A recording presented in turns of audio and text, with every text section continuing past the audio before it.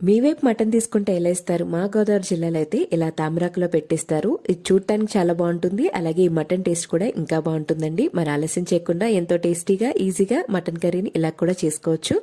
ముందుగా ఒక 1/2 kg mutton తీసుకుని అది బాగా శుభ్రం చేసుకుని దాంట్లో జీడిపప్పు వేసుకుని పక్కన పెట్టుకోవాలి. ఇప్పుడు స్టవ్ ఆన్ చేసి దాంట్లో ఆయిల్ వేసి ఉల్లిపాయలు బాగా మగ్గాక అందులో మటన్ జీడిపప్పు వేసి అవి కుక్ అవుతుండగానే దాంట్లో స్పైసీకి తగినట్టుగా కారాన్ని, రుచికి తగినంత ఉప్పు, 2 టేబుల్ స్పూన్ల ధనియాల పొడి, 2 టేబుల్ స్పూన్ల అల్లం వెల్లుల్లి పేస్ట్ వేసి బాగా కలుపుకోవాలి.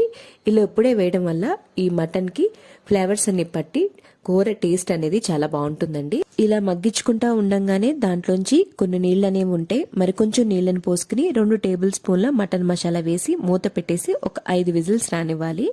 లేత మటనే కాబట్టి ఇది చాలా చక్కగా కుక్ అయిపోతుందండి. ఇప్పుడు లాస్ట్లో కొత్తిమీర వేసుకుని వేడివేడిగా సర్వ్ చేసుకుంటే సూపర్ ఉంటుంది. ఈ వీడియో కనుక నచ్చితే లైక్ అండ్ సబ్స్క్రైబ్.